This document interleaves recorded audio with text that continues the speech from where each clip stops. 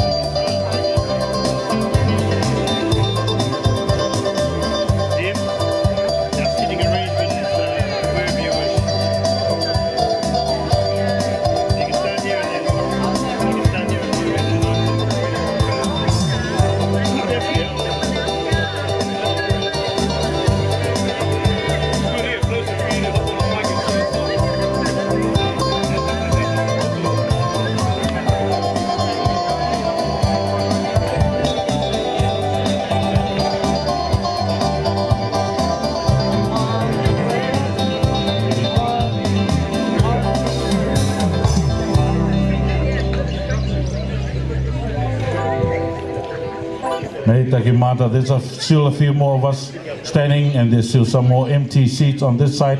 But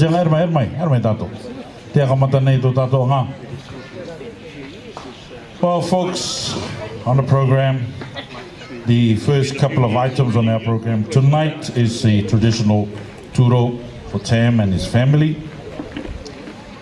and he'll be led for his table. Then I will say a short opening prayer for us.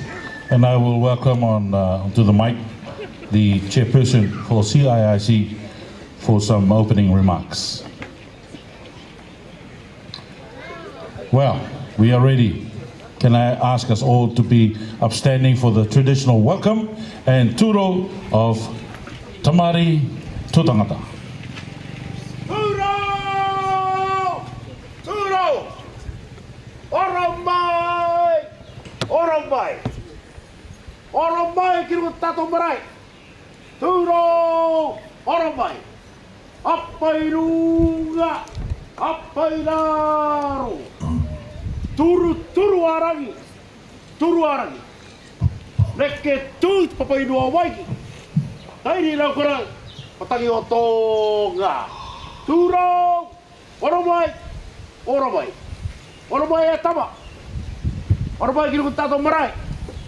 Oromai!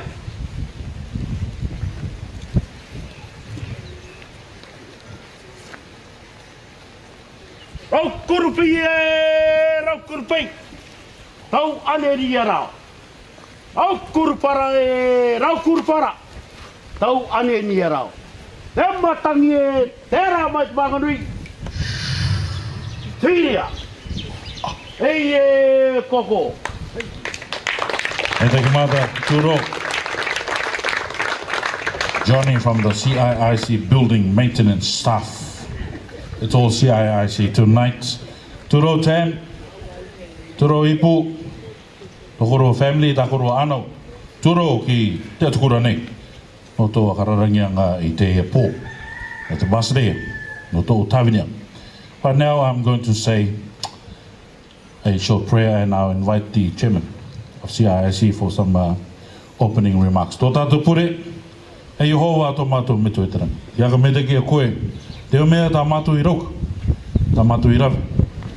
Iaka me te kia koe no te ia tae ke Tamarii, tā o I ariki aia ke tawini tō mātou basire kua roa kane te tuatau. Iaka me te kia koe no te pai mei ai, mātou katou tō e te kararangianga I tōna marure, I tōna kite, I tōna pakari. I te anganga tawinianga tō mātou ititangata tō mātou basire. Tā mātou karawei te pō, te tuku nei pupu nei ki roto I tō rima, tia ki e paruri a mātou, kia ora mātou katoto I a koe. Amen. Amen. Kano tātou kira, be seated please. And please, Mr. Chairman.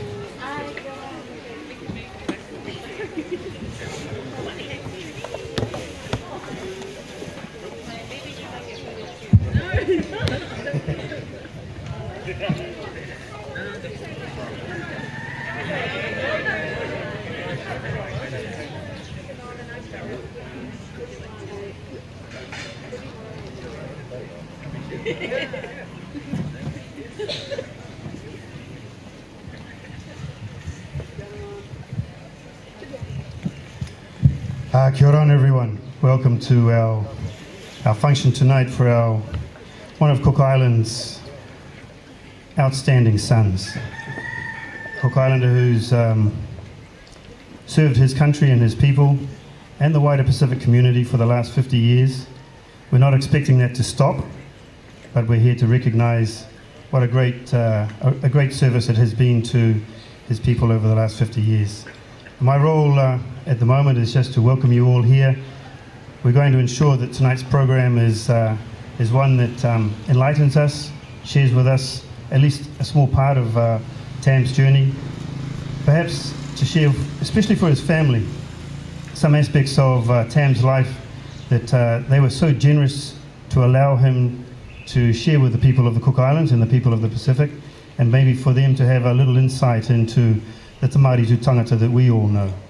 So without that, I just say thank you very much to everyone for joining us this evening, and we start off with our next speakers. In fact, I'm not sure what the program is. Sunny.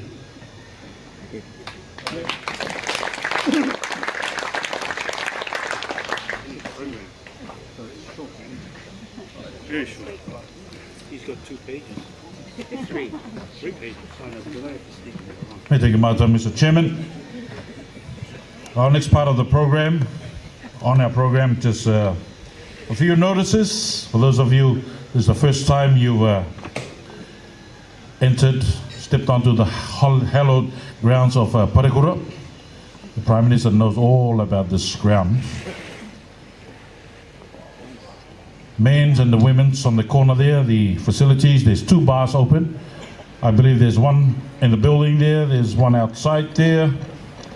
And no littering, bins are on site. And for our buffet later on, wait for the staff and ushers to make you available to all our guests. So for now, it's meal time, kei tatou. And our meal arrangements, the guest of honor will be invited with his family first, and then the Kiwara is here, PM and everybody else, DPM, ministers, Uyariki, and the ushers will come and invite you to the buffet table over there, and you'll eat, enjoy the meal and the music from Ru and the boys, and later on we will open our program, the formal part, for our speeches. So for now, our grace, Tata Tupure Kai, thank you, Father, for the food. We're all going to eat very gratefully tonight. Amen. Amen. Amen. Tam and your family, hipu, takuru anau, nakuru e kamatai to tato nganga I tipo, e parakato to tato aronga taong. Thank you. Bon appetit. Kai mate a kamano. Ru, our music. Thank you.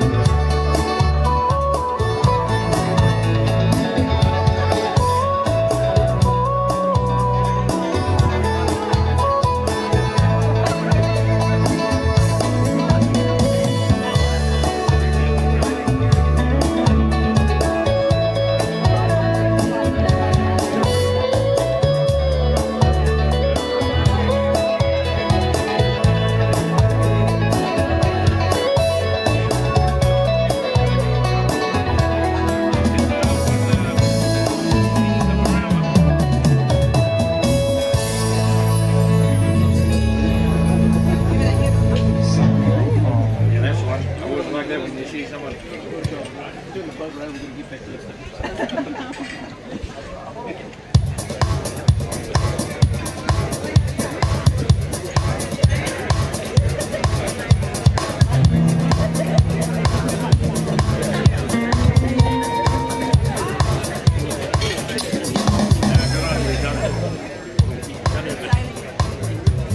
ora ana tātou, kia ora ana everybody. How's the food?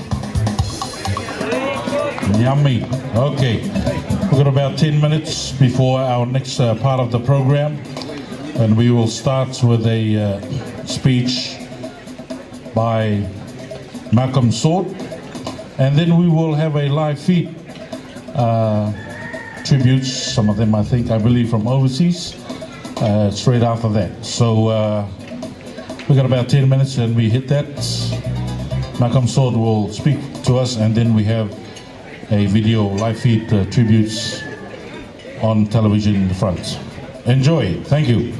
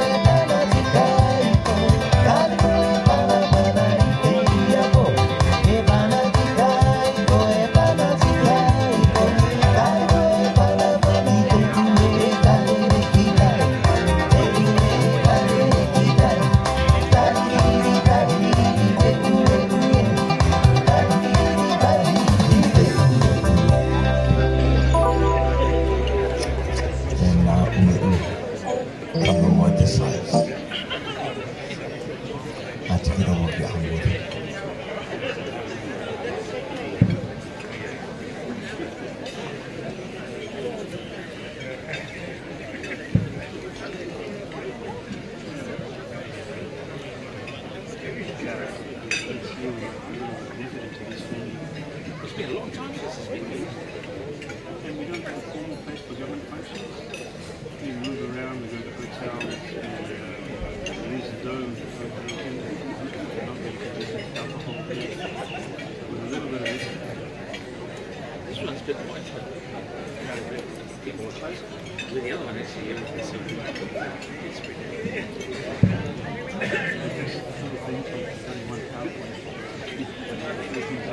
Could you just imagine how they used to organise this?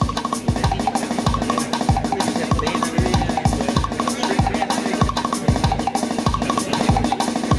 There was some serious functions there. This was the home ground where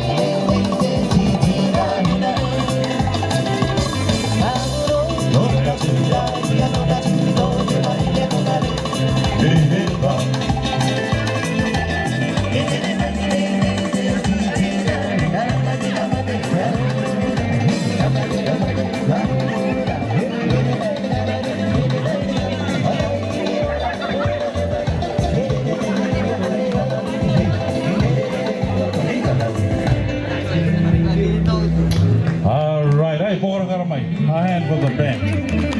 Thank you, Paparu. Well, I hope you're not too full not to listen to what's going to come next down the program. I now invite Malcolm Sword to read out Tam's bio. Thank you.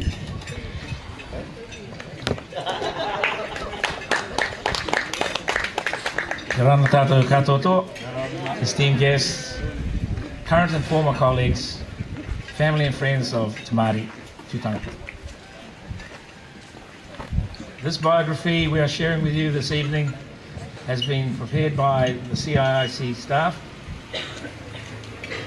from official records provided by the Office of the Public Service Commission and also from information shared from some of Tamarii's many past and present colleagues, as well as family members. There's a few pages.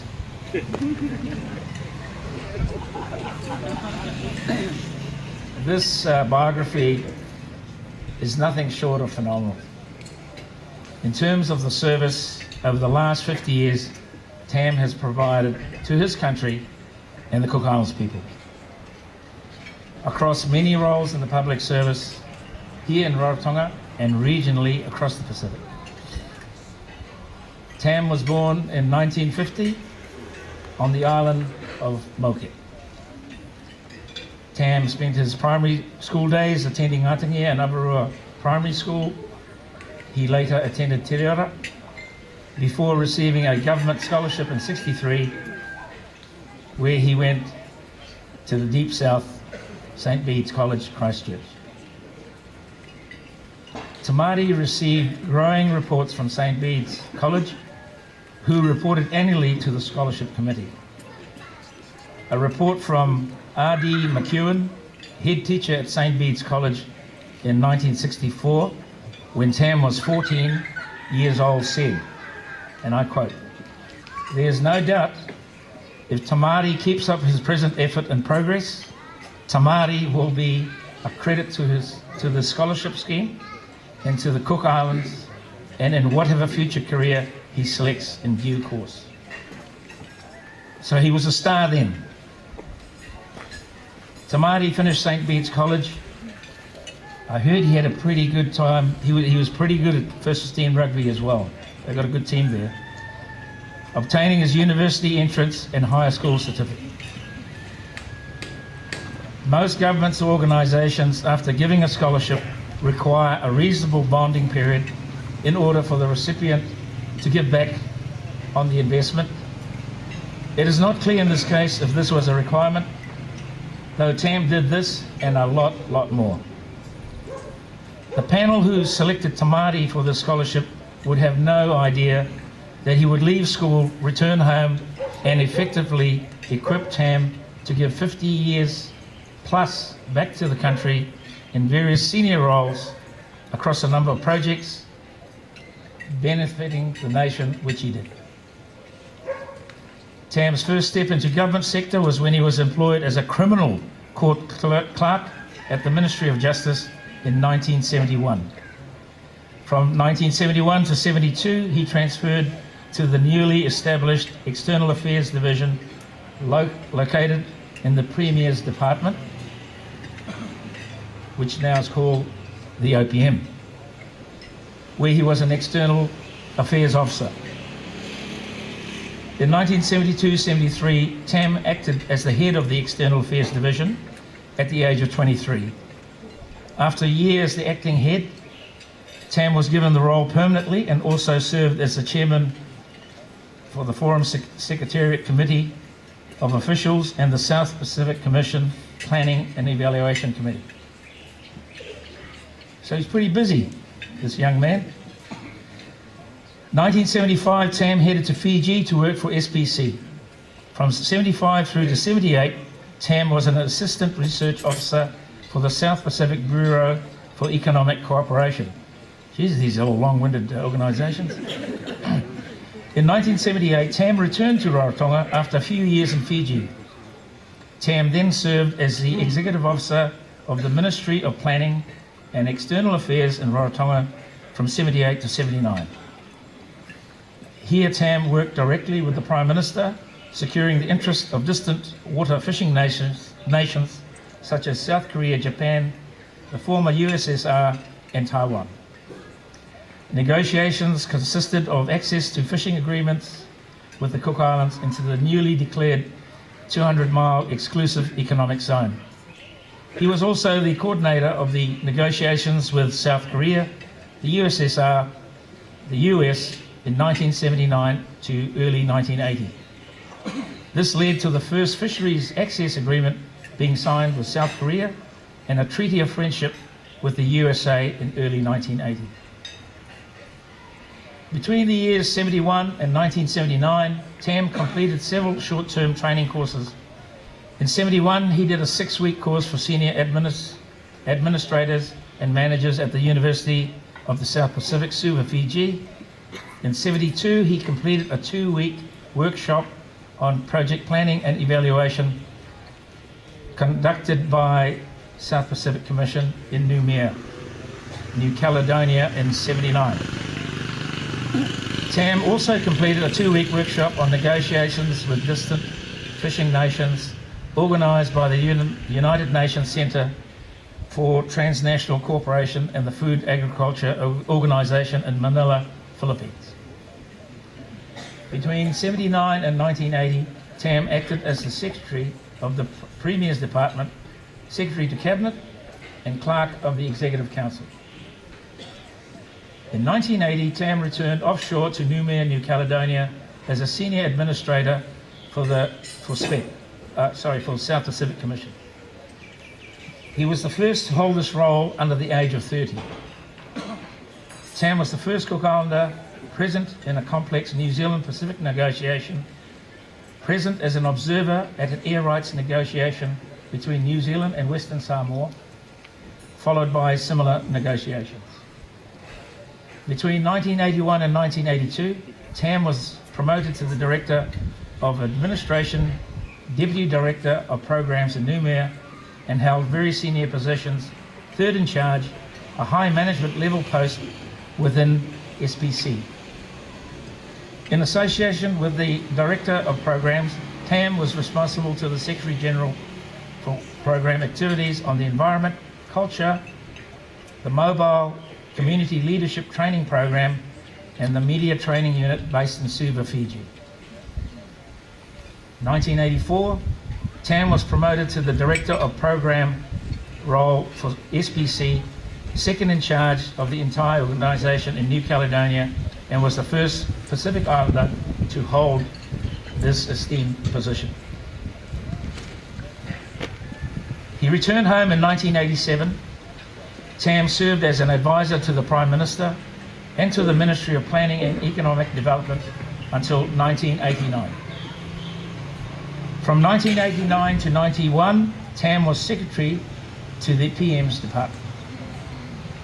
From 91 to 92, he was seconded to the Festive Office as Director of the 6th Festives Pacific Arts.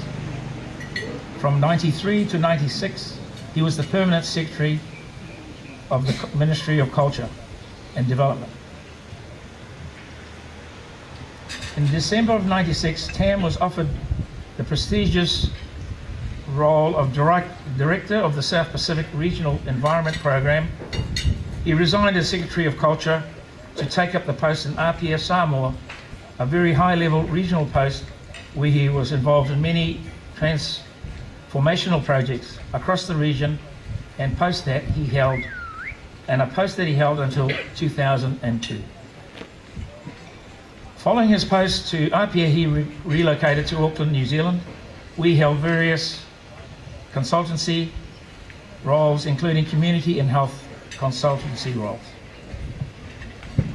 Tam returned to the Cook Islands in 2006, where he was appointed the chairman of the Te Aponga Uira Board, where he served 2 years before stepping down due to his appointment as the Secretary of Internal Affairs in 2007, a role he held until being appointed the CEO of CIIC in 2011. Tam has been involved in various projects at CIIC during his 9 years as CEO. This has included the successful completion of numerous projects such as Te Reora, Api Nikau, the establishment of numerous entities in the CIIC group like Avaroa Cable and Tō Tātou Vai, the resolution of many land tenure issues and the strengthening of the organisation and group to deliver effective and efficient public assets for the Cook Islands people. Mei taki rā nui nui, Tam, for your contribution to the Cook Islands people spanning 50 years. Kia manuia. Thank you, Malcolm. I forgot to introduce you as the director, one of the directors of CIIC board. Yeah, so Tam, you know a couple of things around the Pacific, don't you? I call you for a couple of advice and some coffee. Well, on our program, we have now a photo, video, montage, tributes, and enjoy it.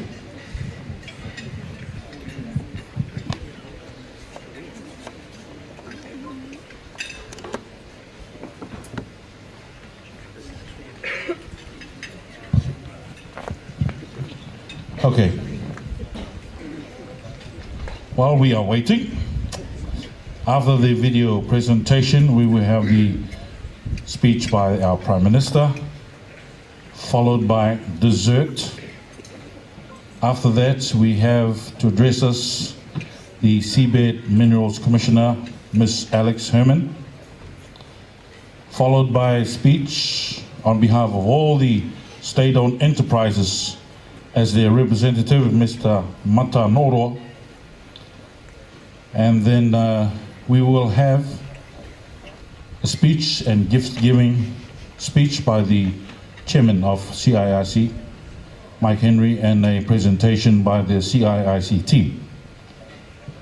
Following that, we will have a closing speech by Tam, and that about brings us to a close of our evening tonight. So,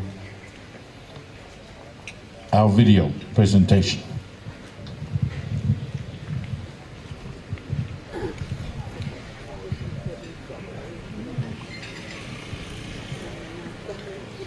Rui ane ra I mene ka audi tempo to tige.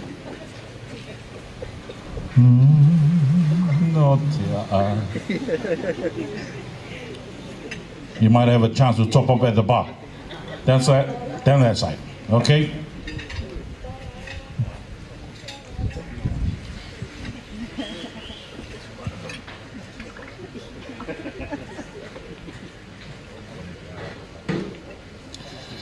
Okay, another filler. Well, Tam was at the Ministry of Cultural Development from 1993-96. He was also instrumental in starting up and organizing the Polynesian Music Festival. Those of you who were around then enjoyed the music from all the top singers around Polynesia, from Hawaii, Tahiti. What a wonderful event. That took 3 days, 3 years rather. 93, 94, 95. Unfortunately, at that time, a little Polly was flying all over the Pacific, connecting everybody, went through hard times like everybody else, and that came to an end. And locally, for those of us who remember the two beautiful musicals, Katikatia and Ative, the brains behind that was Tam. The creator was Tipove right here, his brother-in-law, and we're all part of putting those magnificent productions, musicals together. So it's unfortunate that we haven't maintained those foundation events, activities established by Tam. So, Katikatia Ative, two of our beautiful stories.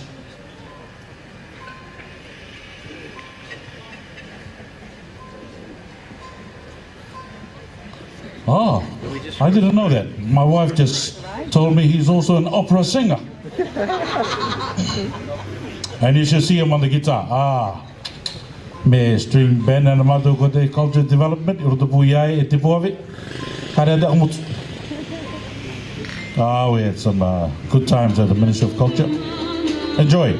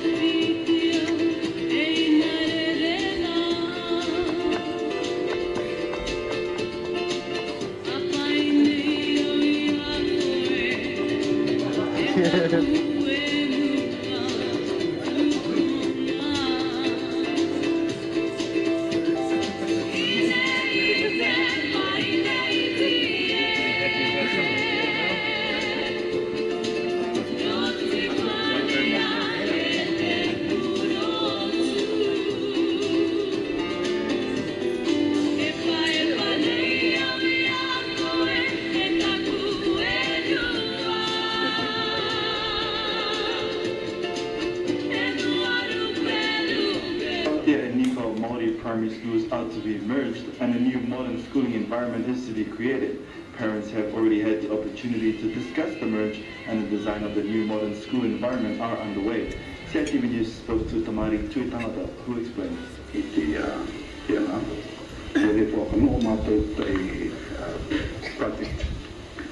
Project Development Committee,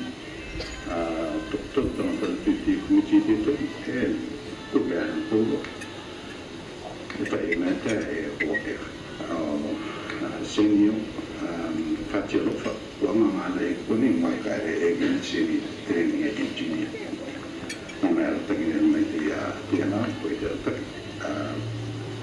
Petra Sally Husky, recently graduated architect, Alfred Bruno. Ultimately, 2 weeks time probably. Anton Hawaii conceptual design, Chile had to be affiliated to the community. The comments are not mainly that the installer income, but also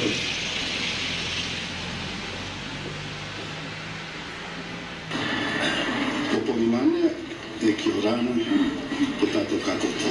I'd just like to introduce our vision, the vision of the Cook Islands Investment Corporation.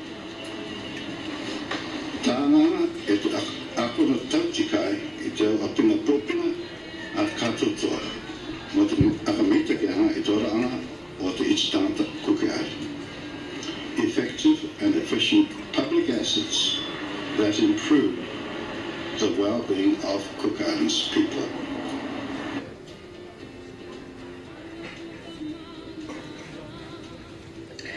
Kia ora Tamarii. Well, it's hard to believe that we finally got to this day where we really are farewelling you, and I'm really sad that I can't be there in person to join with our colleagues and the wider public service and our Cook Islands people to acknowledge your huge contribution to all of our work. I have really enjoyed having you as a colleague in the 5 years that I've been as a director for CIIC.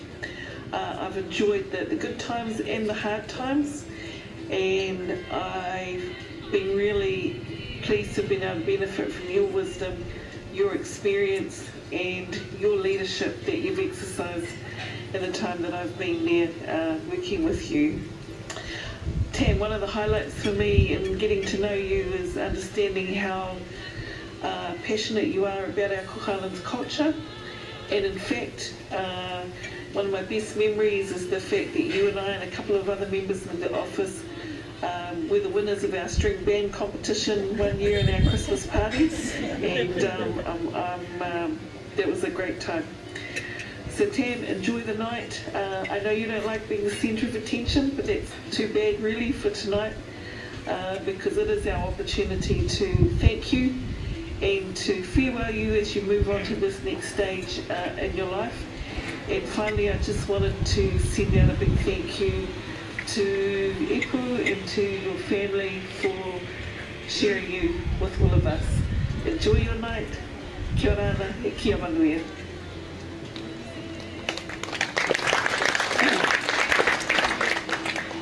Kia ora from Wellington. My name is Andre. I am the son of Charlie, Uncle Ta's older brother, and he wanted me to pass on this message. Congratulations, brother, for finally making up your mind to retire. May you have a happy and long retirement and keep healthy. It's been a long and windy journey for you, although you reach your goals way beyond my expectations of you. You have proved that by working hard and working ghastly hours, you can bring the best results possible, achieve your goals, and satisfy your own ego.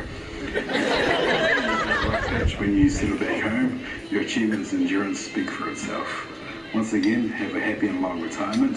God bless. Ki manuia. Takitu.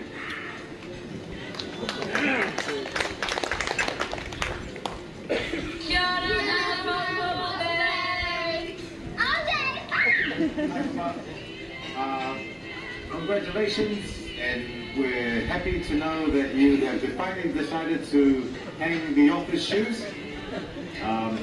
We love you very much, Papa, and you deserve to rest now from working hard and all the dedication and all the hard work, all the late nights, all the early mornings, all the sacrifices you made for work. You finally decided to give it all up now and relax, put your feet up if you can, and come and visit us in Hawke's Bay.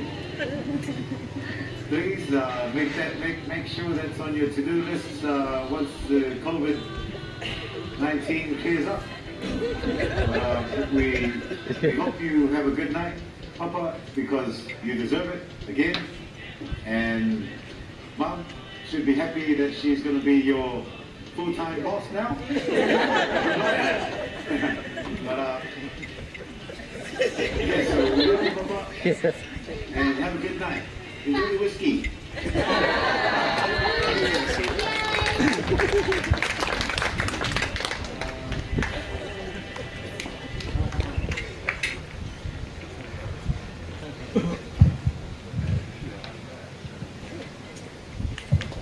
Well, that looks the end of that.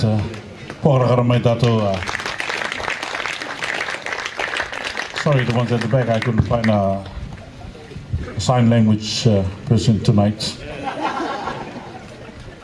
Well,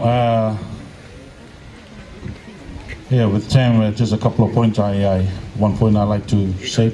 You know, I never appreciated the the ability of coffee to keep you awake until I work for TAM as our boss in culture. That's when you appreciate good black coffee.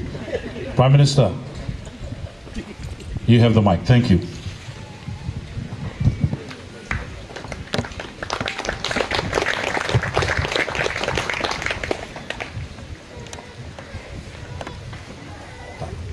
Kia ora everybody, kia ora tātou katoa. I brought a piece of paper, it's not even a speech, just to look like I have one. But to our dignitaries that are here, ko tātou kōmaiti, kia ora koe, taku ngā riki, i roto pui e tātou karika wakaatini, kia ora tātou pōrua te mōne te taonga te inua, tātou ui matai e pō oiranga tira, i roto pui e tātou, kia ora tātou katoa. To my fellow cabinet colleagues, our former Prime Minister who is here to join us as well. We have the Leader of the Opposition and all of our dignitaries. Kia ora to the family of Tamarii, Tam, koro matai e pō, kia ora koe, i te e pō. Okay, I was listening to the Malcolm's report on the bio of Tamarii. Got a scholarship to go to school in New Zealand, and it was a really nice recommendation from the teacher. I'm one of the very privileged that also got a scholarship when I went to school a year in New Zealand, but my teacher didn't write a note like that. Didn't write anything like that about me. And in fact, there was no coming back to serve your country. I was gone to Australia, and I'm sure my father must have thought, good grief, we've sent an idiot on scholarship. But at the end of the day, we ended up back again. And the one thing that we do have in common, Tam, is just looking at those photos, we certainly had a lot more here, both of us, in those days. And I'm glad you share my passion for singing as well. And if that bottle of whiskey Matt was talking about is emerging later on, we may get a sample. But we're here to celebrate 50 years of service. Normally we have a function like this when people die. So when the, well, it's true. All the beautiful things are said about them, they're lying in a box. So when the request came, you know, hey, this is Tam's retirement, there's 50 years of service. Well, let's do something. So we thought we'd do something like this. I had no idea it was going to be this big like this.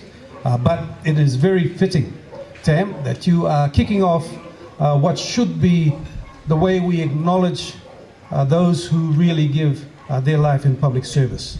For yours, you know, 50 years unbroken service, certainly it takes back my thinking. When I came back in 1991, then that's when I sort of first knew who you were at the Prime Minister's office. And the country was preparing for the 6th Pacific Arts Festival. And for those of you who didn't know, there'll be a lot of new people here probably don't know, but where the National Auditorium was, the old Constitution Park was there, but just in front of it was the famous training ground of this awesome Taoene Club. That's where we used to train. Yes, that's right. And we came back. Tam was the director of the Pacific Arts Festival organization, not just liaising with all the countries that were coming, but also in charge of getting the building up and ready, the National Auditorium that we have today. It was funded by a loan, a generous loan by the very rich government of Nauru at the time, which we paid back to them, to a very poor Nauru afterwards. But that building went up in record time in order to be complete for the Pacific Arts Festival. One of the feathers in Tamarii's cap, Malcolm mentioned the Api Nikau, Te Reo College most recently, but his achievements in that area of infrastructure and buildings goes back beyond that.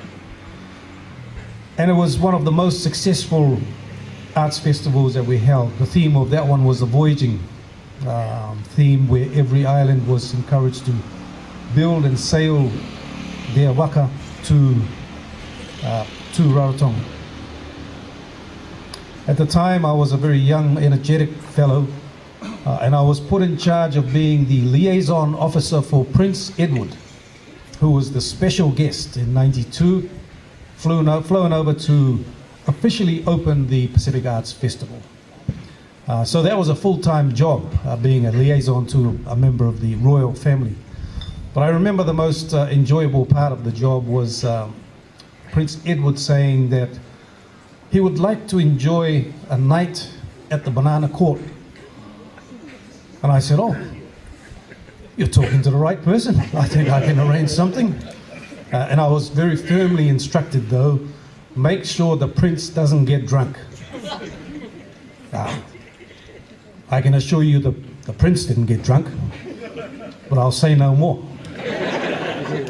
But there was a crowning achievement of the Pacific Arts Festival with His Royal Highness there to open massive parade at the National Stadium, and a whole week long of festivals and shows and performances, which was really tremendous. And it was immediately after that Tam then went to become the Secretary of Culture at the new facilities that we had.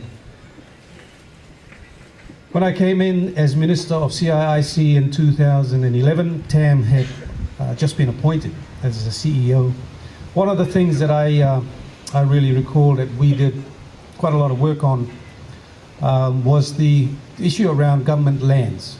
Lands that government had that had not been renewed. The leases, in some cases, had not been renewed for over 30 years. So there was so much arrears that was owing right across the country, Rarotonga, Aitutaki, everywhere else. And we, together with Tamarii, managed to get through all of these lands that we had, in some cases sitting down with landowners, negotiating with him, talking with him, and finally getting us up to speed with the government's leases and the renewals on the lands. It took a number of years, but wouldn't have been possible without the very good, firm, quiet support and leadership that Tam provided, particularly to me when we met with landowners. I recall we had real challenges with in Mauke, dealing with landowners there for a very, very small piece of land that had encroached from the harbour project there. But through good diplomacy, good listening, we were able to settle that one. The other one that brings me great satisfaction is settling the disputes with the church, the Cook Islands Christian Church for lands in Pokoinu, that we were at. It was Pokoinu, wasn't it? Tipuka, yeah. After many, many years, we were finally able to reach an agreement and a settlement, and that took a long time. And you don't get it overnight, which is where somebody with Tam's temperament, his patience, and his really in-depth knowledge came in really, really helpful for me. So thank you very much for that, Tam. But I just have to really look back when Malcolm was reading about your former career, your international career with SBC, with SPREP. You were around when the United Nations Convention on the Law of the Sea allowed 200-mile economic zone. You were there when that happened. And you were there negotiating our fisheries agreements with those countries all the way back then to where we are today. That really is something that not many people can say. If I look back at the number of prime ministers that you served with during your time, all the way back from Papa Arapati, Sir Tom, Pupuke, Sir Jeff, you were there during Jim Marurai's time, Henry Puna's time, and now my time. That's 7 prime ministers directly that I know of, and probably more during Sir Tirupai's time and the other prime ministers. I don't think a record anybody can even come close to matching. So, Tam, tonight is an occasion to celebrate, acknowledge. Certainly, I don't like the word retire, because I don't think a person like you is capable of retiring. There's certainly a lot more activity that will be involved that may call for your services. Like when I turned up today at the meeting at Investment Corporation, you were standing around outside, and I said, that's the first time I've seen you standing around, looking around, wondering what you're going to do. And And of course, we went inside, joined the meeting, and you were there with the whole time. So I can see this retirement is not going to come easy. But if it does, well, then I wish you all the best to enjoy it as much as you can, because you certainly deserve it for the number of years that you've put in service to your country. So let this not be the first and only farewell that we have for those who have given service to our country, but certainly let's make it one of the more memorable ones that we can start off with. So Tamarii, on behalf of all your colleagues, former and current, we'd like to wish you all the best for your retirement, and thank you very much for your life of dedication and service. Kia ora ana e kia manui. I thank you, Mr. Prime Minister. Yeah, much has been mentioned about Tam's negotiation abilities, skills. I recall a short one. We were pleading for some, or he was, I was just there as his right-hand man, pleading for a budget for the 1993 Polynesian Music Festival. The program was ahead, was going on, people were ready to fly in, but we had no budget. So there was an emergency meeting, me, Tam, and I forgot who were the other guys that made the decision, and I think it was about 90K we asked, or he asked, to start this first regional or sub-regional Polynesian event. And the question was asked, so Tam, what if you fail? You know, what if the whole thing fails and there's no money, bad investments? And so what do you say if you're going to fail in this? And Tam just said, well, we're not going to fail. And those guys just couldn't say anything else.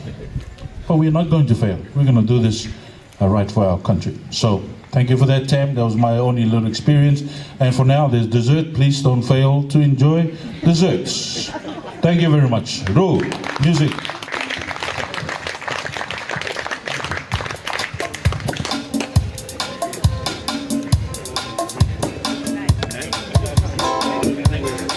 Thank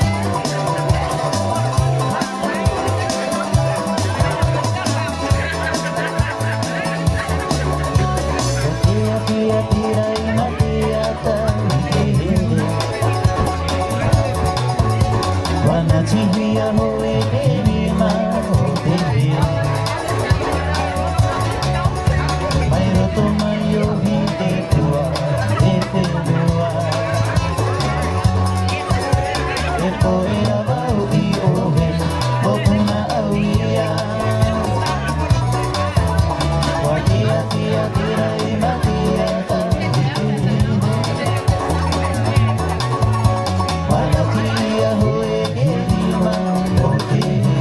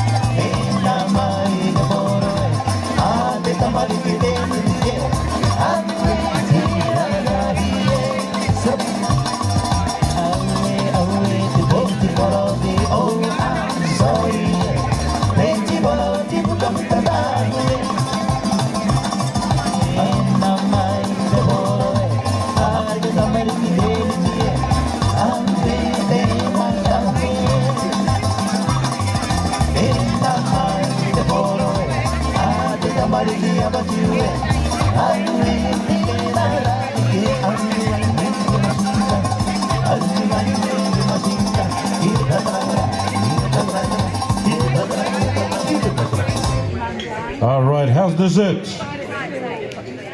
Must be good. Nobody's saying anything. Enjoy it. I just been told, please help the caterers to get rid of the food and take it away. Ko te me te kai nori e ki tari te mang. Yo kore e vai ume e aka nganga te tari. E tama, okay? Tēnā te tika tukanga tika i tuku iak. Me e tiaki ta au te keanga, e mama ta au te keanga, e tiaki mari a koe. Tari e te te putonga tarona. Okay, Ru, one more song and we will have our first speech tributes next. Thank you. Me tari e taro.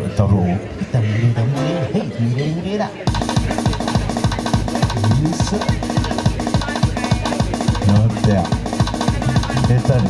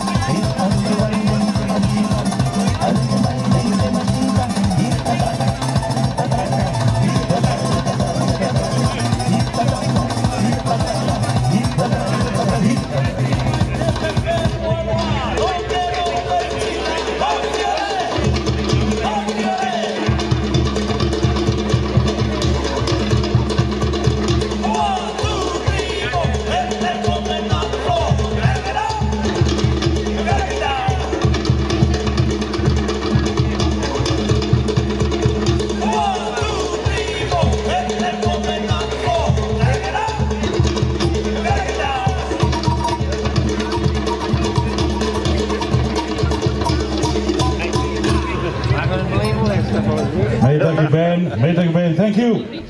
We have 3 more tributes before Tam comes on stage.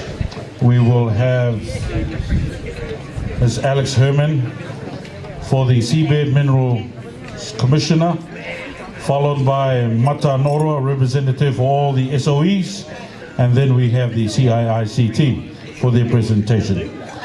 Madam Herman, tia koe te mic.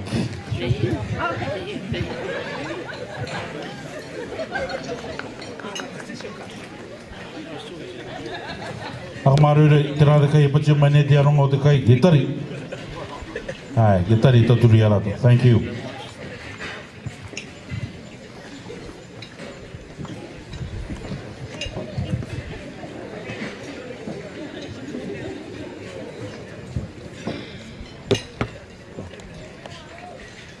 Kia rana tātou kātotoa. I just want to have a look and... Oh, there's Tam. Kia rana, Tam. I can see you're getting dessert, so continue to get your dessert and hopefully you're listening as I'm speaking. I like what the chairman of CIIC said earlier when he said that even though this is a farewell for Tam, there's still more for Tam to continue to contribute to the public service. And I wanted to point out that actually tonight, if you look at Tam, the shirt he's wearing is actually a shirt of the Seabed Minerals Authority. By the way, Tam, we have a vacancy for a licensing and compliance officer. So you don't know, maybe that's your next adventure. I'll take it.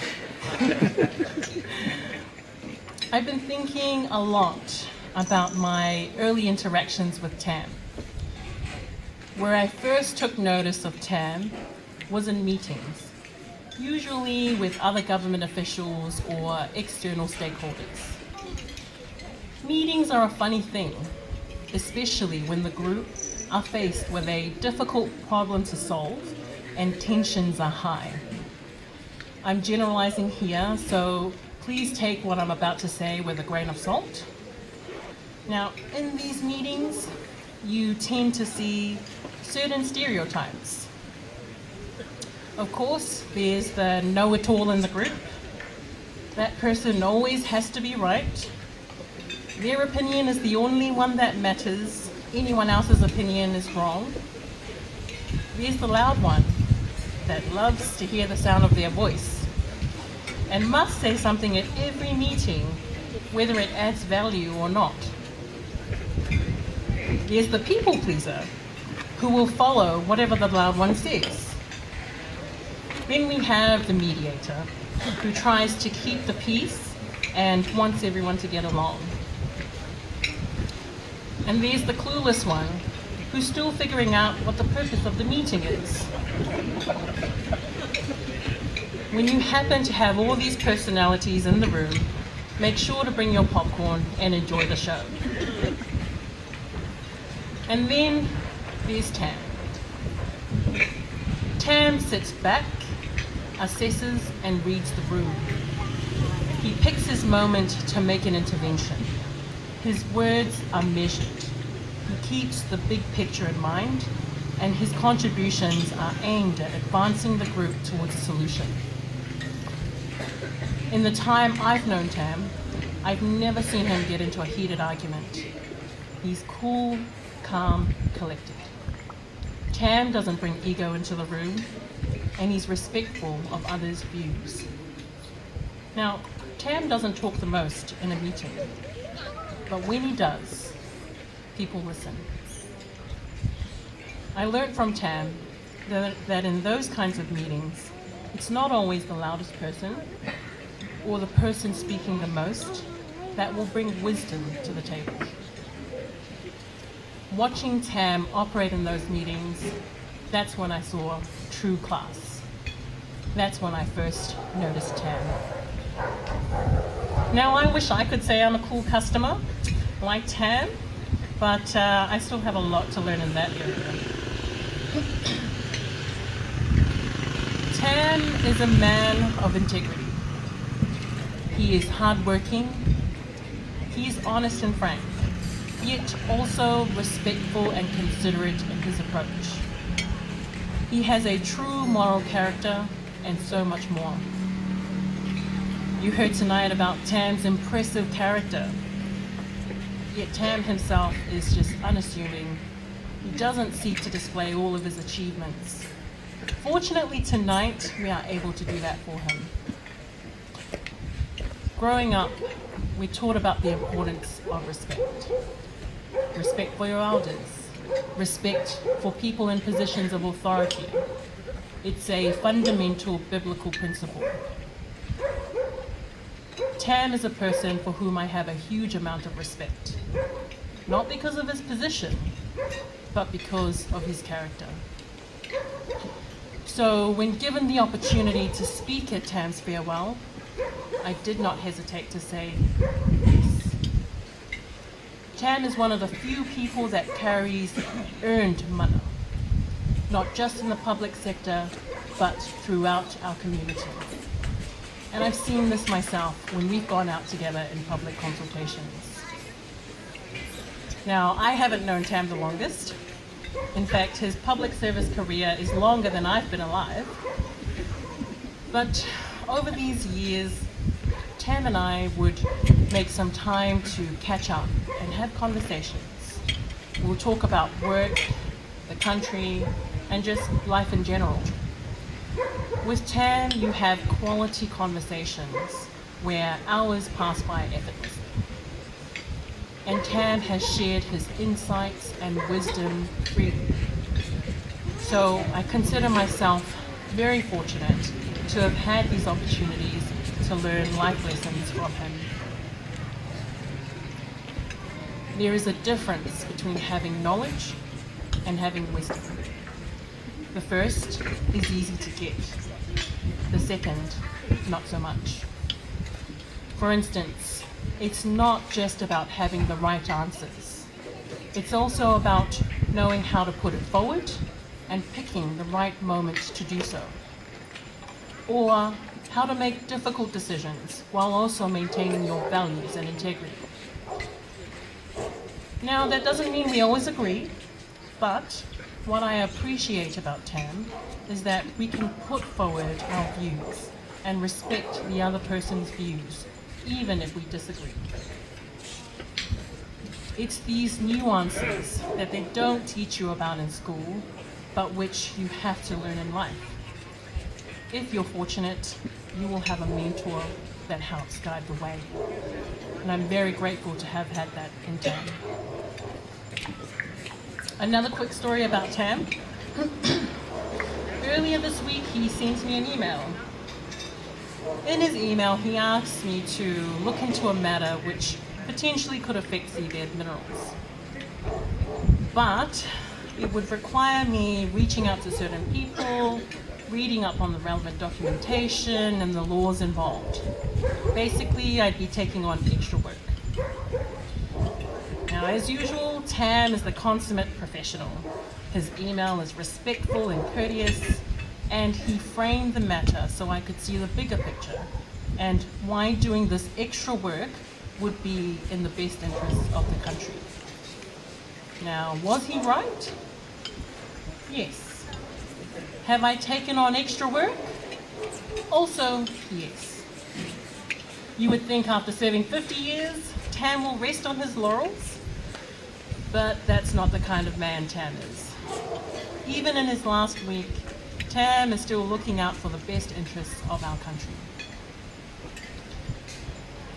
Since this is Tam's farewell, I'm sure you're expecting us to only say nice things about Tam. But I'm here to tell you, Tam is not perfect. He has his flaws just like the rest of us. And it comes back to those meetings we used to have together. The very first thing I noticed about Tam was, what is this man doing wearing sunglasses indoors? Are the lights in the room too bright? Yes, Tam, your aviator glasses are a classic fashion piece, but is it indoor appropriate? I'm just kidding. If there's anyone that could pull that look off, Tam, it's you. In wrapping up, I hope my reflections give you a greater sense of this man, or for those who know him well, that it resonated with you in some way. For us here tonight, I hope you can take away some lessons from this true son of the Cook Islands. He's given so much to this country, and for that, we're grateful. Tam, thank you for the life lessons. Thank you for setting an example for the rest of us. Thank you for your years of service. You absolutely deserve to now enjoy this next exciting journey in your life. I'm honored and very grateful to know you, to learn from you, and to call you a friend. I look forward to more catch-ups with you in the future. Me taki rā nui nui no tāo ākara tauturu I te akamātutu mai I aku, e pera katoa te rima aroa. Kia vai rai te aroa o tō tātou atua, ki runga I a koe e tō o kōku tangata. Kia manuia. Hey, thank you, Mark. It's Alex Herman.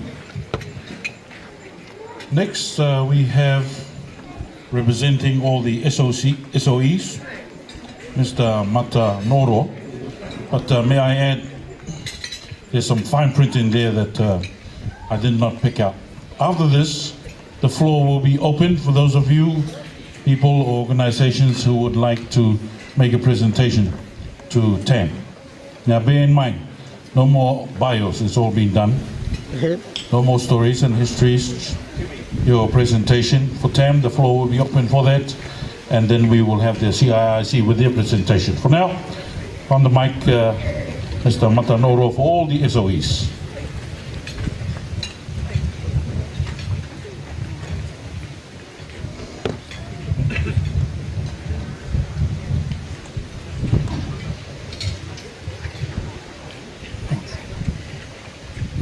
Thank you. Before I left home this evening, I said to my wife, you know, I don't know why I was asked to speak tonight. And the wife said to me, it's easy. And I said, why is that? And he said, you got grey hair. Tam's got grey hair and is receding. Then I said, thank you. And she said, well, that's why you've been asked to speak tonight. And once again, I said, oh, thank you. And I said, you know the saying about the grey hair? And she said, what's that?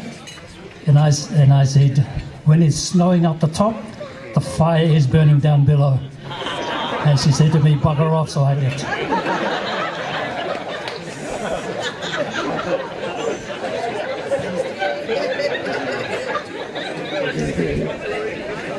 Last year, the CEO of Te Aponga Wira and myself hosted former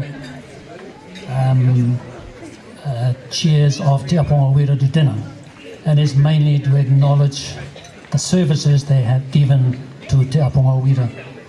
There was George Pitt, Tam, and Pils Napa.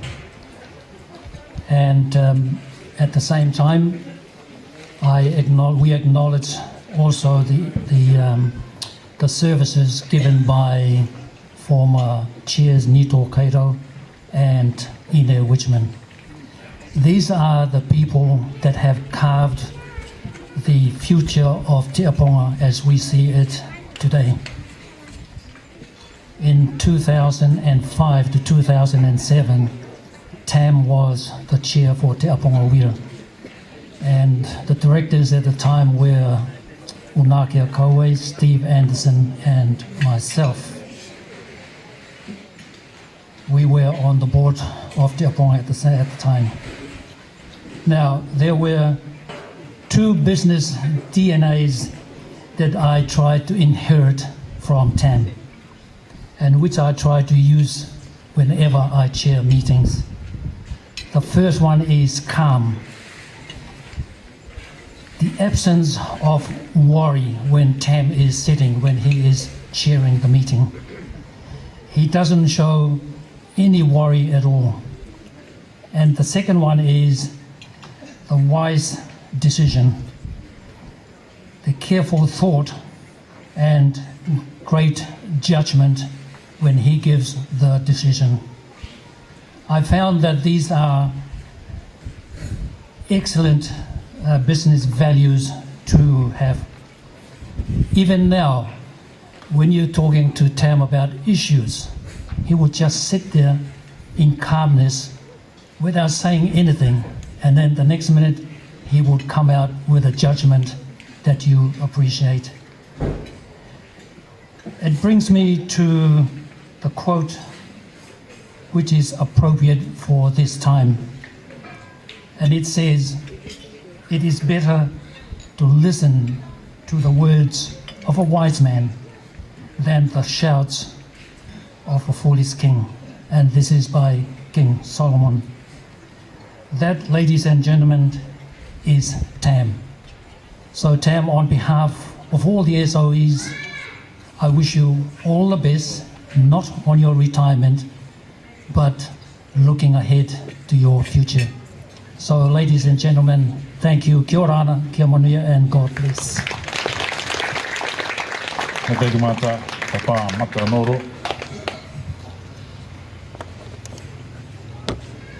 You don't mind if some of us borrow your hair and fire thing, do you? All right, now the floor is open for anybody who would like to make a presentation to Tam. And again, I'm not sure if you're listed here, but if you have a presentation to make, comment or two, no more bios, that's all done. Thank you very much. Who do we have first? Looks like BCI. No? BCI? Never mind. The cheap loan, but they're not Tamarii. Kia ora ana, Tam. On behalf of the Bank of the Cook Islands and the Bank of Cook Islands Holding Company, the directors, the CEO, Ine, and also our senior and executive management and staff, we'd like to express our gratitude for all the support that you've given to our bank over the years as our CIIC CEO. We've listened to your bio and it's quite impressive, and it feels like something that books are made of. So we do look forward to books. I've already met your new CEO boss, and I'm sure that she'll allow you some time to delve into these trending sort of things like writing books. So on behalf of BCI, here we have this gift for you. These are prints done by the Aitutaki Aroaro College Year 12 Visual Arts students. So they're unique, Cook Island, completely Cook Island products. And when you need inspiration for your book, please turn to the wall where you've placed this and seek inspiration in what you see before you. So God bless you on your journey. And if you come up, our CEO, Vaini, will present that to you.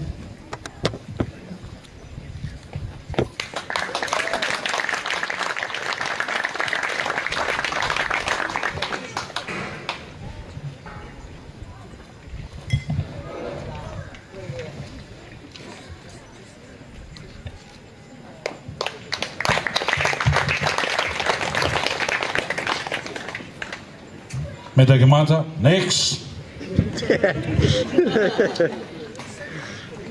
Let's see if there's going to be a better offer than this. Keep it coming. Anybody else? Oh, te apunga wira. Agora neo to kororo. I did to kororo. Te kara rapa to. Sorry.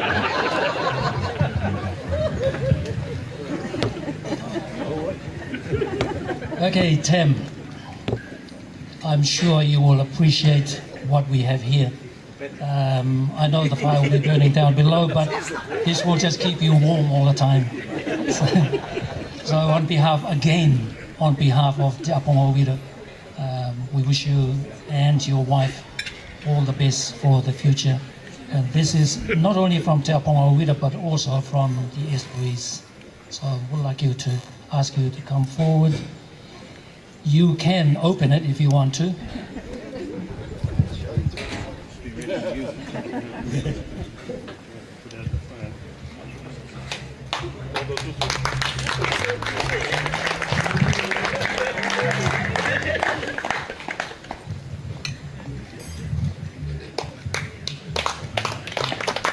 Hey, Takimata, next.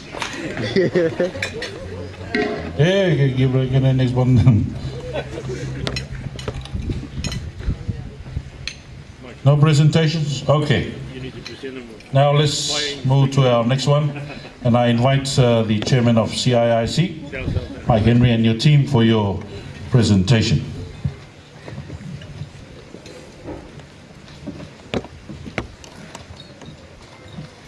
Thank you, Sonny. Kia ora again, everyone. To all of our distinguished guests, the current and former colleagues of Tamarii, and particularly Tamarii to your family that are with us this evening. My role tonight here at the moment is to speak on behalf of both our board, but most in particular on behalf of the staff and the team that you've been leading for the last 9 years at Cook Islands Investment Corporation. We have heard from a number of speakers tonight, sharing their memories, working alongside you, how they have held you in the highest regard, and their presence here this evening, and the special atmosphere that we're able to share here at Te Atakura is just testament to the journey that you've travelled over these last 50 years, Tam. What a phenomenal career. Malcolm shared with you earlier your biography, your work history across the Cook Islands in both our public sector and across the wider Pacific. He also touched briefly on some of your achievements at CIIC, and it's these that I want to sort of expand on just a little bit more. In 2012, Tam took it upon himself to drive the infrastructure and asset management improvement programs across the country. This was initiated by ICI, which was actually MOEP at the time, but it had become dormant due to government changes And TAM's desire to improve this asset managed practices resulted in upskilling of staff from our various infrastructure areas and agencies. It involved him upskilling the teams throughout our SOEs in asset management, and the introduction of our Asset Finder system, which we're now just coming into fruition today. And again, one of the longer lasting legacies that will be with our nation for a very long time is this Asset Finder system that TAM, that you pioneered and that you've been instrumental in introducing. Most of us won't see it, don't even see it, but that's going to mean that the assets that our country invest our tax dollars in, the assets that get given to us, now will have a chance with this system of having a much longer life, a much bigger part, rather than every 5 years we're buying new ones and or forgetting about the old ones. So it's a significant aspect of what you've done that it's behind the scenes. People don't see it. It's not in front of you. But some of the things you've done that are in front of the scenes, I want to touch on as well. In 2015, to ensure CIIC strategic projects were locally driven, and with the support of your board, you established and operationalized our special projects team. Malcolm touched on it a little bit earlier, and these are young Cook Islanders that were brought together to specifically drive some of our key projects. They designed and managed the Te Ora Stage 1 project. They designed and played a significant role in the management of the Api Nikau project. These young Cook Islanders, this is a legacy that you leave behind that will continue to deliver for our nation for the rest of their lives. Under TAM, under your leadership and guidance, and with the support of the board, many of the agencies and stakeholders delivered several long-term strategies for the corporation. These include, but they're not limited to, the National Infrastructure Plan of 2015, one that we've started reviewing right at the moment. Our Te Ora College, of course, that refurbishment plan, our Waikapuangi redevelopment plan that has just been signed off by Cabinet recently, the Avarua Town plan, the Airetaki Island plan. These are legacy things that on TAM's watch, he's been a significant part of bringing to life at the moment, and many of us won't see the benefits of it today, but that circle will close probably in your grandchildren's lifetime as far as the town planning, the legacy planning of the Airetaki Island plan. These things, TAM, these circles will close in generations to follow. Finally, looking back at TAM's tenure at CIIC, and one of the things that I didn't think would ever come to pass is I'm really pleased to say that finally TAM is carrying a mobile phone with him. This is what I consider one of my biggest achievements in getting you to actually carry a mobile phone, and not only carry it but actually use it. You're joining us in the 21st century. On a personal note, TAM is regarded by his staff, and no doubt his peers, and people who worked alongside him, as a true leader. Some of the words that have been used over these last few weeks as we've been building to this evening by our CIIC team to describe their boss, TAM, are thoughtful, considered, diplomatic, humble, loyal, meticulous, consistent, of course hardworking, dependable, respectful, fair, honourable, and respected. And this list can just go on and on and on. But these are some of the things that your team, your staff, have been reflecting on as we've been building up to this evening tonight. While Tam's professional life has been full, and he has had a host of extracurricular activities, which is admirable, considering how much time he actually spends working, and we heard that touched on by his children or nephews, I guess, from New Zealand, and his brother's message.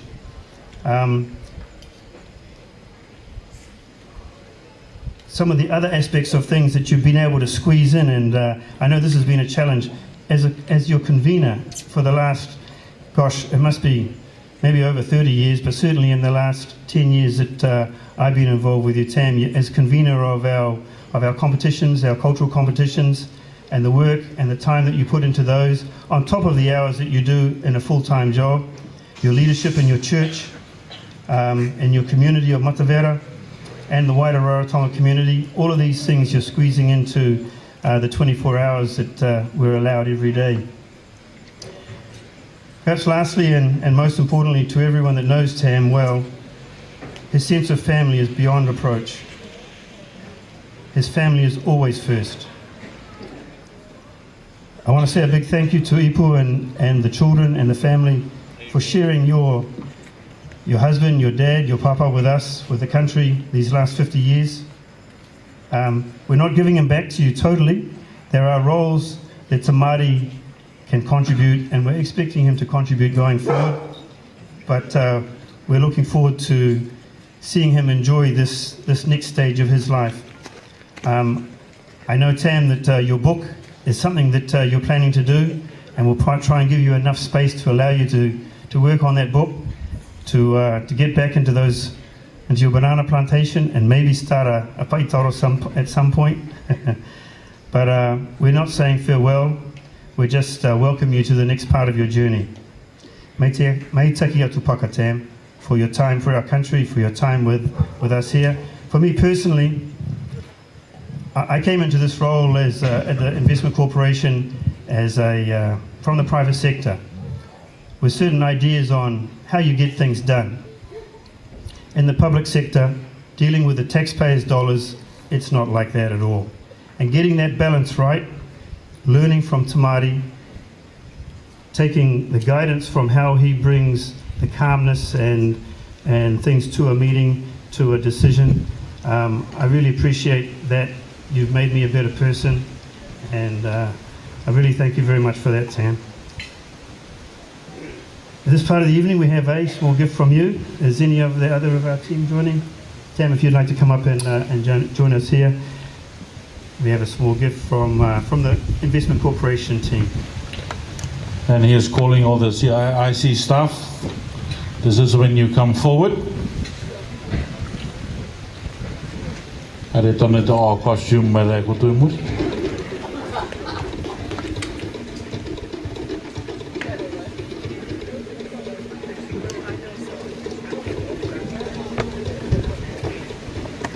I think we have, yes, here they come. We have a small, specially our order and an item prepared for you by our team.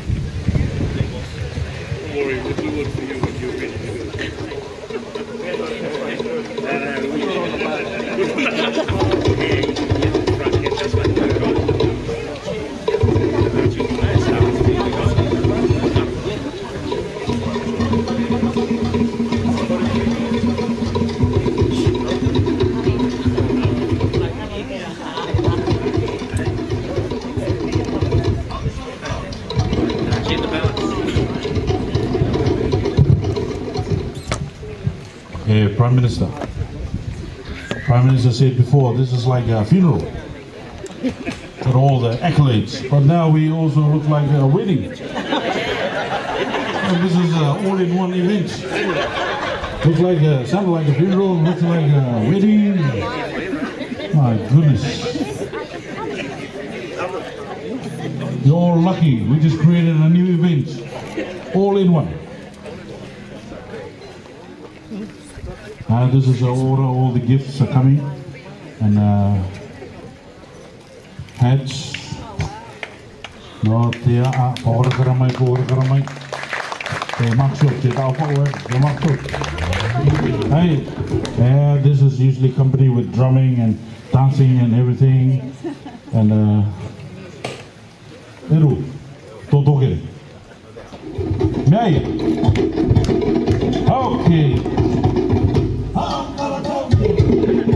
Michael, oh, the boo, yeah. Hemo.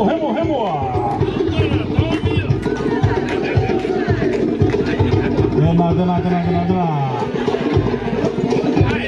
Magala, hemo, dentro. Yeah,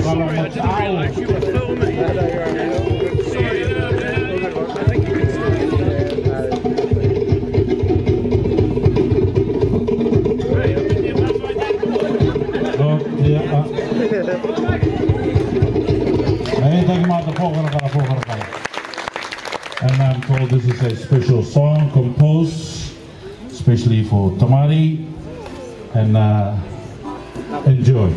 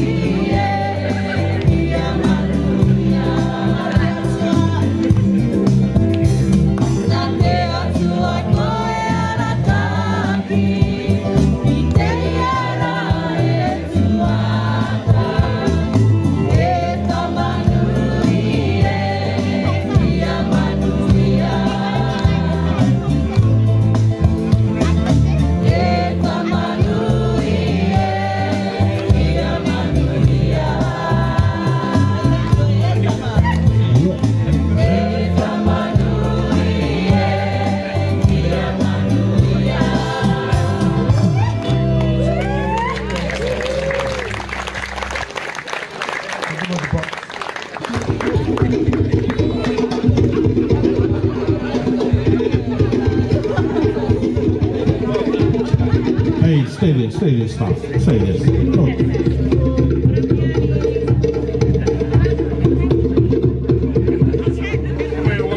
Wow, what a beautiful song. Oh, one more song. By popular demand. Another song? Get on the way.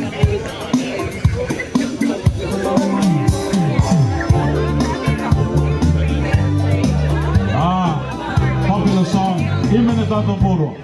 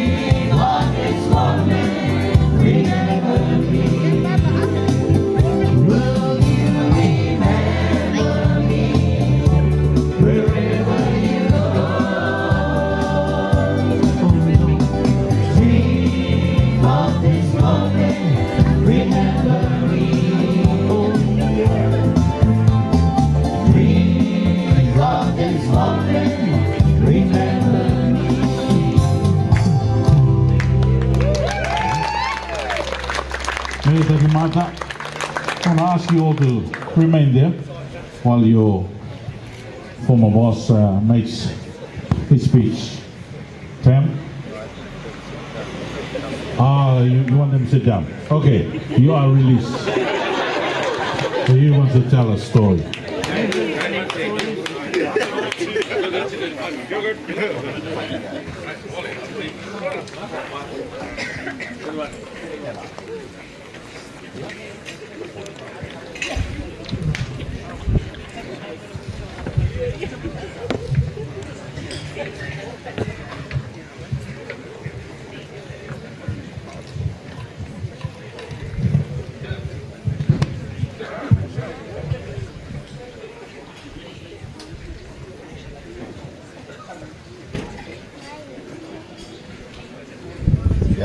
I just said to Sonny that, no, I think the staff better sit down because I'm going to tell a long story.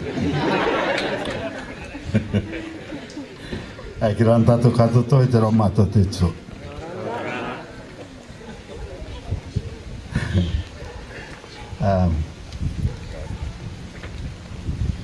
I suppose listening to everyone talking about somebody tonight, you kind of wonder who the heck they're talking about. Because, that's... I don't think of myself in those ways.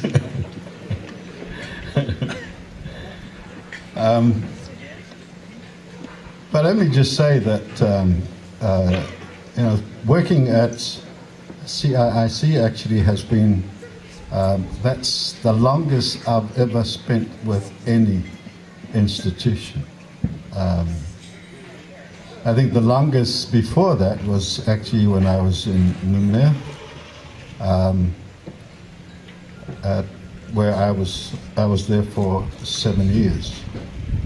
But normally I don't last more than 5 or 6 years in the places that I worked in. And that's probably a reflection of what do you call it? a kind of a song that my mother used to sing about me when I was a little one. It's a song that she sang from her father's side, which is from Raete in French Polynesia. And that was a reflection of my name, Tamarii. In our language, in Rarotongan, that would be Tamaariki. But that one, Tamarii, actually comes from Raete, from my mother's father's family. And she used to sing this song which goes, Tamarii Tutangata. Tamarii, well, you know, son of a king, like a bird. And I guess from the time that my parents named me Tamarii, I was fated to travel. And I think that, you know, the fact that I've moved from country to country, experienced different ways of life in those countries, working in those countries, you know, not just here in our Ipukarea. It's really, I think I was fated to be in that, you know, to do that from the way that my parents named me. And talking about names, those who work with me know that I never sign myself off as Tan. Never. It's always Tamarii. But everybody somehow calls me Tam. Where that name came from, a lot of you don't know. My family do.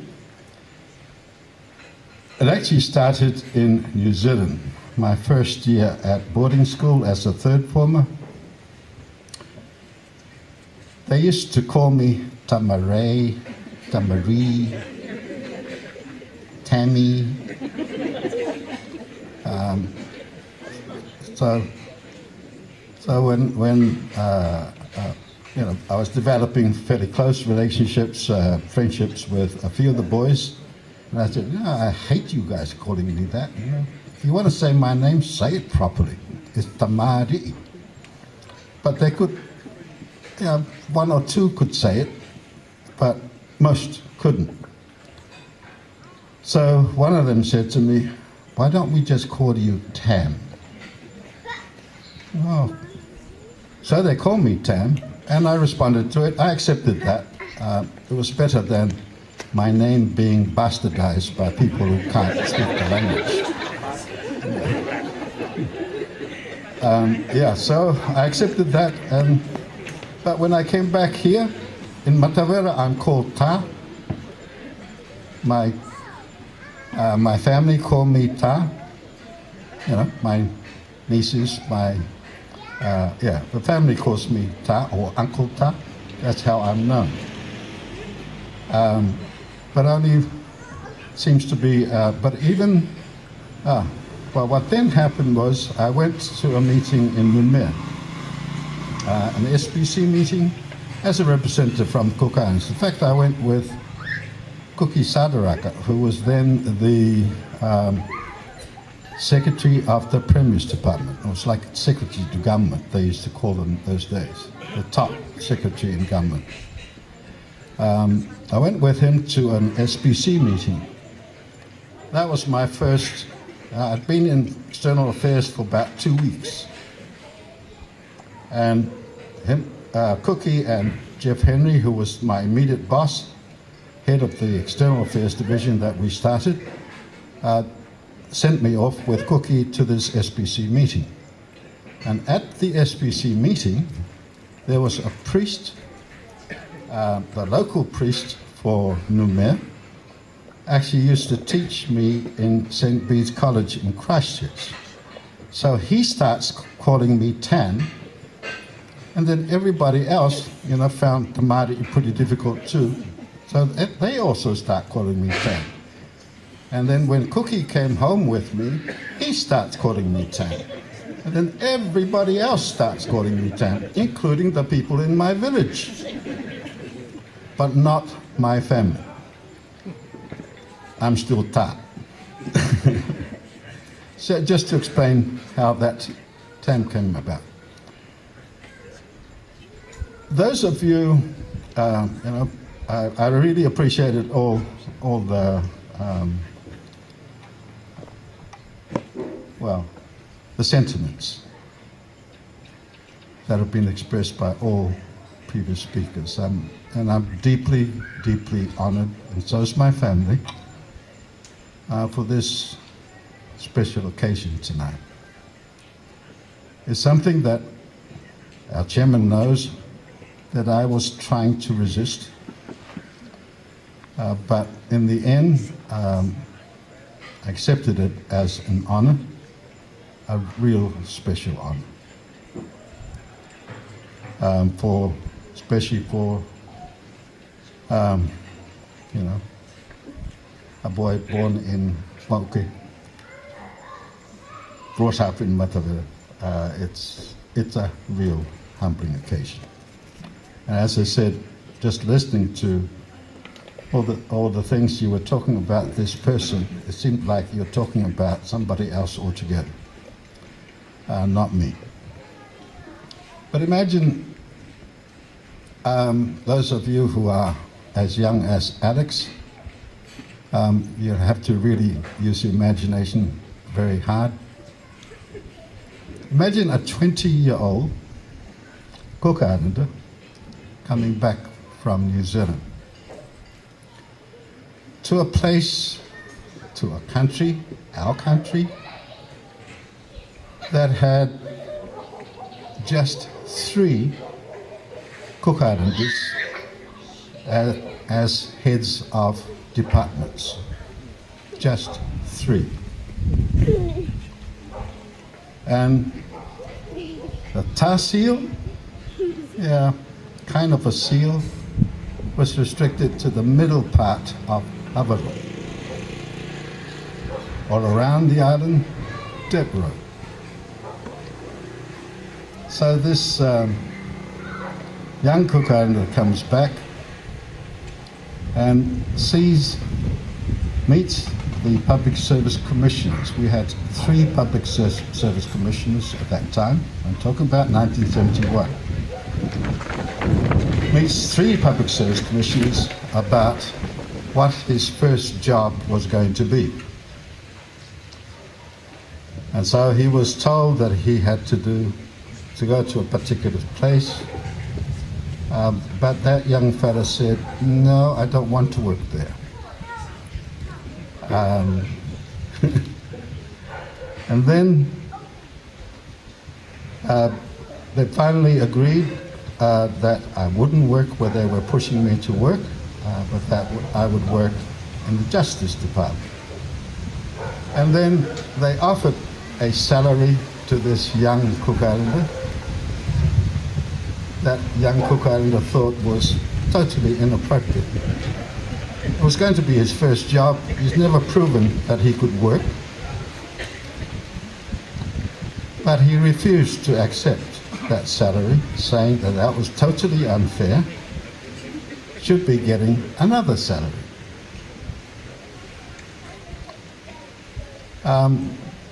But those 3 wise men totally expected that young Cook Islander to just start working on Monday. Just do as you're told. But that young Cook Islander decided to go to the taro patch on Monday. He did not go to work. And then 2 days later, Public Service Commission chases him up to ask why he didn't go to work, but of course they couldn't find him. And they couldn't find the taro patch anyway. Only people in Matavira know how to find Matavira people in taro patches at that time. So they didn't find the young fella, but I came home. That young fella came home And, you know, my mother said, you need to go to the Public Service Commission. Anyway, what basically happened was that this went on for a week, and they finally agreed not to increase my salary to exactly where I wanted, where I thought was appropriate, looking at others, but at least it was much closer to where I thought was the most appropriate place for me to be paid at. And so, after 2 weeks of negotiations in that way, I started work. I don't know if our chairman can actually associate that person with the person that he's been working with. And I don't know if Alex can associate that person with the person she's been working with. But I guess I'm just bringing this out to say, perhaps to show that I think even when you're starting to work, when you feel, especially after doing some research, that you are not being treated fairly, even here in our country, you should make a point of it, right from the beginning. I did. And yes, if I had accepted the salary that they'd offered me, it would have taken me 7 years to get the salary that they finally offered me. So I suppose I just, by telling you this story, I'm also telling my kids and my grandchildren that right from the beginning of your career, you can make a point if you feel you need to make a point. And I guess that's the way I've been throughout my life, in taking on things that nobody else seemed to be want to take on here at home. I remember that when I was working with Sir Geoffrey Henry, I was then the secretary of the Prime Minister's Department. I went to him because I was worried about the festival. It did not seem to be the Festival of Pacific Arts. And I'm talking about late 91. I said to Sir Jeff, what's happening with the festival? He said, nothing. And so he said, so I said, yeah, well, that's what I'm afraid of. So what are you going to do about it? I'm not sure, he says, because it's going to take a real bastard to take this work on. When he was saying those words, he was looking out the window in his office. And then he looked directly at me and he says, would you like to take it on?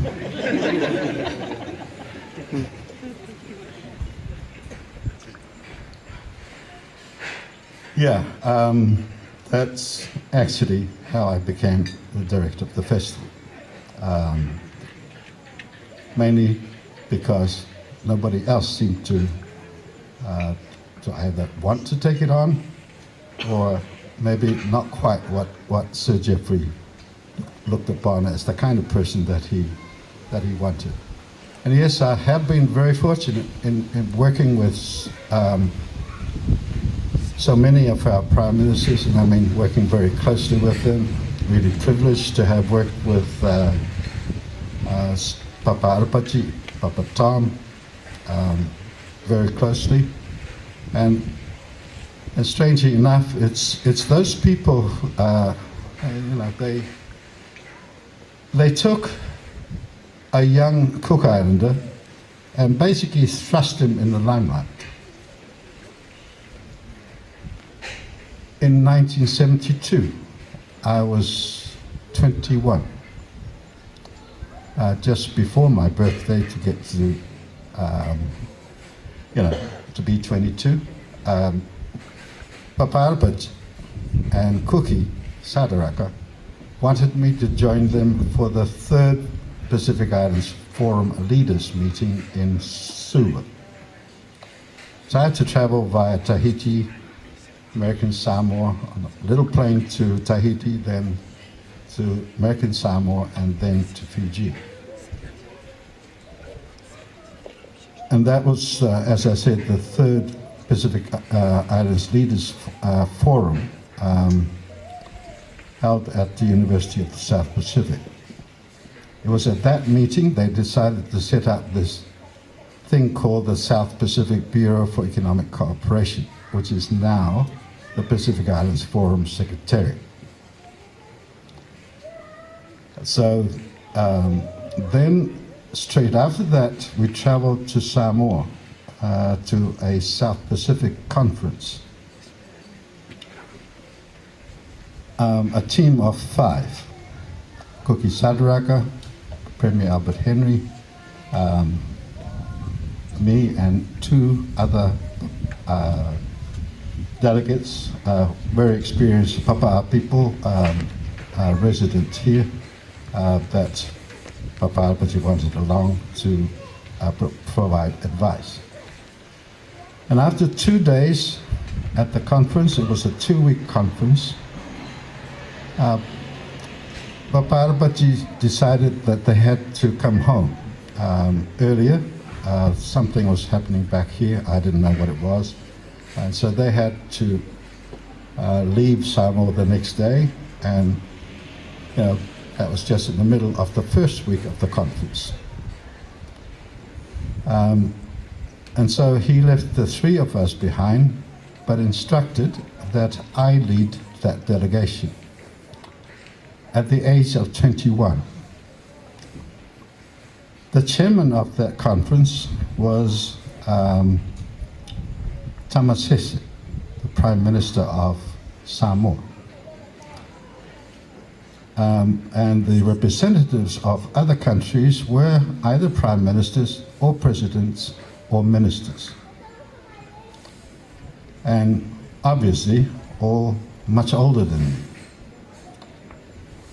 But it was, I had to take on the challenge, of course, but I'm just, it's not really about me that I wanted to bring out. It was just the fact that Papa Arapati and Cookie Sadaraka had faith in a young Cook Islander to take the lead in a significant conference like that. And I've been very fortunate throughout my career in being given opportunities like that by our leaders, not just in the Cook Islands, but also regionally. One of the most amazing experiences that I had in my tenure in the region was when I was, how was I then? I was the Deputy Director of Programs at the SPC, and I was like a Director General these days, Deputy. And we were about to advertise the position of Director of Programs, which was the position that was the second in charge of the organization. It wasn't advertised, but we were about to advertise it. And that was basically the position just above, just above me, between me and the Secretary General at the time. And I was basically thinking whether I was going to apply for that position or not. And then we had our meeting of officials, government officials, in May, and the conference that was to decide who was going to be the Director of Programs was going to be held in October. The government officials came out of one closed session and started congratulating me for they said that they had decided that I was going to be the director of programs. Well, ahead of it being advertised, and without me having applied for that position.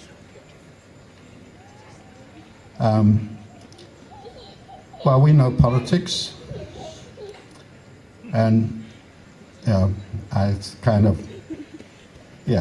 sounds great, but let's wait and see.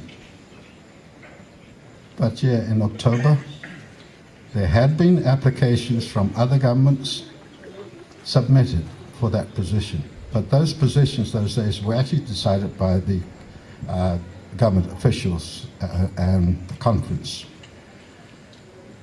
But all those governments told those who applied for the position from their countries that they were not putting forward any nominations for the position of director of programs.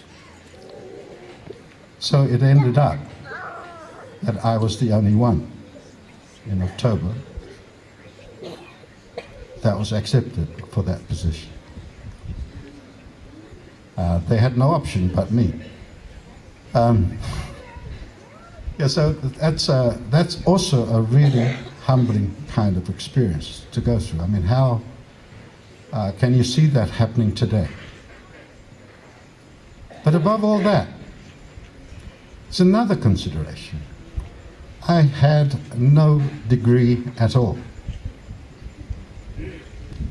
No university degree.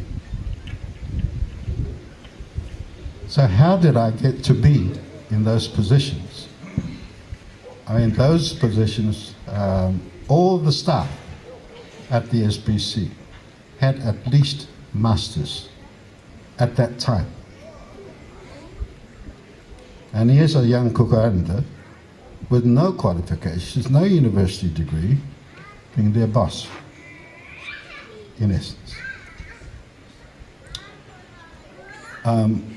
So as I say, I've been really fortunate in many ways in being in the right place at the right time.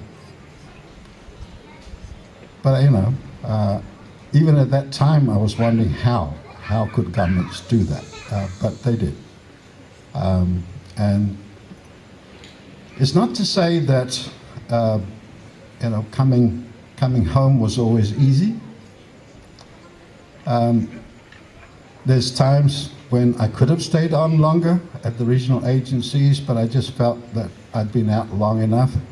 I might get out of touch of my own country. And those of you who are in politics here know that never actually belonged to any political party. My belief being that if I wanted to serve my country well, then I should be neutral when it comes to politics.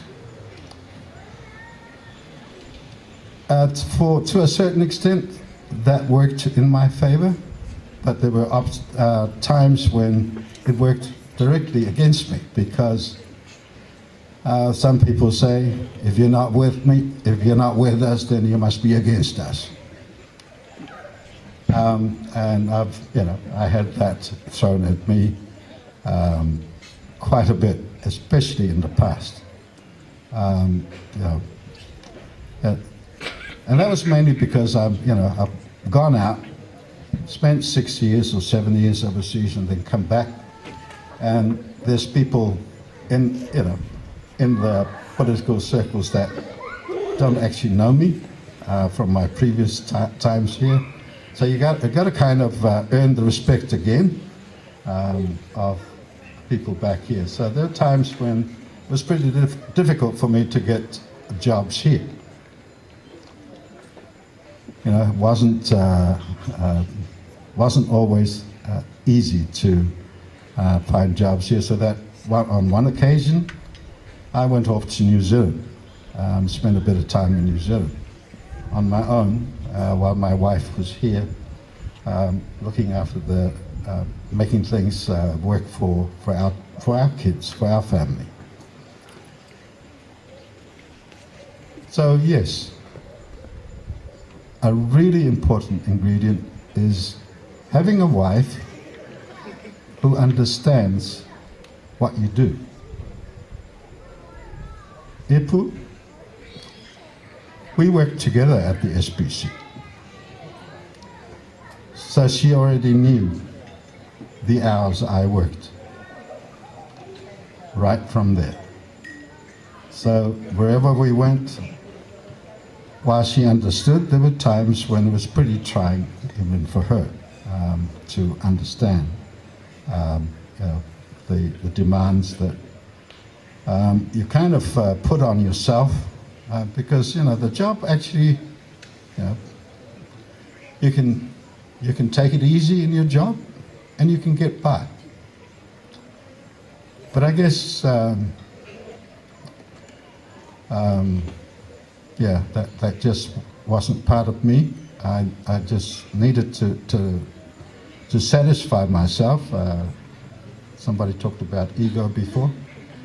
But I really wanted to satisfy myself that I had given my all to whatever I did. And that's basically been part of my practice in working. So it wasn't so much the hours that I worked, but more what I produced in those hours that really counted. You can work for 5 hours, but how much do you produce in 5 hours? It doesn't prove anything. Long hours doesn't prove anything. It's what you produce in those hours that really counts. Anyway, I think that's enough stories for tonight. Let me just say I really am, my family, wife, our children. I've said to them I haven't heard of an event like this being held before for any, but as Prime Minister and our Chairman was saying, let's see this kind of thing continue into the future. It's been a real journey working with in CIIC and working with the staff. I think what we all know is that you cannot achieve anything on your own. Working for government or working for any government agency, it's all teamwork. And I've been very fortunate that I had very supportive board of directors. It took courage for that board to take me on. I'm 70 now, so they took me on when I was 60. That, to me, took quite a bit of courage. I'm supposed to be retired, and yet they gave me another opportunity to lead another agency. And I'm just so happy that I was fortunate enough to work with a minister as well. We've had the same minister all this time, and that's been a real plus for getting things in order as far as the work of CIIC is concerned, and our SOEs, our wider group of corporations that CIIC works with. Been very fortunate in getting their support as well, and the support of Cabinet throughout the time that I've been in CIIC. And as Mike says, I'm not actually, I don't call this retirement. I just call this a change in the way I'm going to work in the future, the way I'm going to apply myself in the future. I mean, after all, I already have another CEO, CEO of Home Affairs.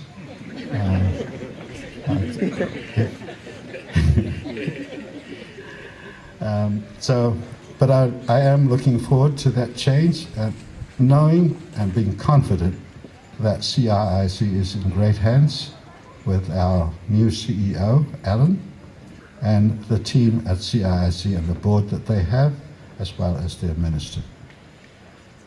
So thank you for honouring me and my family with your presence at this function tonight. It really is a humbling occasion. And we are really deeply honoured. E te kamata ki o rana e ki mani.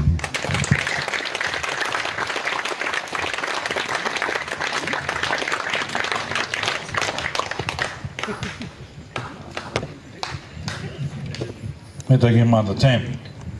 Well, it's been a special evening. So many things happened.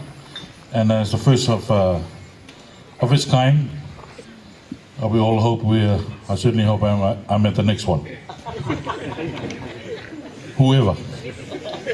Well, it's time to say thanks to the government, Prime Minister, Minister for CIIC Chairman, for putting this up and inviting all of us, to the board and to the staff and to all the government agencies represented here, those presented. Thank you all for coming tonight and making a very special night nationally with an international touch to it. So, and to Tam, koro mataiapo, ki manuia koe to o tere, and I think there's more chance to have coffee with you on the back porch in the future. So, thank you everybody. It's been a pleasure to be part of this event. Now let's close with a prayer. Tō tātou pure a kouti, e Jehova. Tā mātou e korongo I te pō, I tutoa I te pō, I kite, I marama, e akararangi, kia kōkia te kamete ki katoto kia koe no tā mātou I rau. Tō mātou teike, Tamarii, tōna tokorua, ipu e tarau anau. Nā au, oro mai tā kamanuia, tā kamaruri, ngā kia ia ki rato. No te tuatou ki mua. Mātou ka aere nā ngā te hara I te pō. Taki aru, tia ki e mātou nā runga te ara.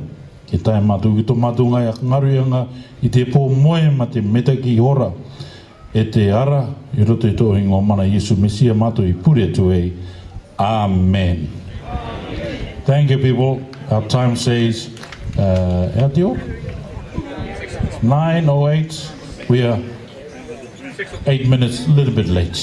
Very good, very good. Thank you very much for coming. And paparu, tia koe te kamatahora tia tātou. See you at the next one. Thank you. Good night.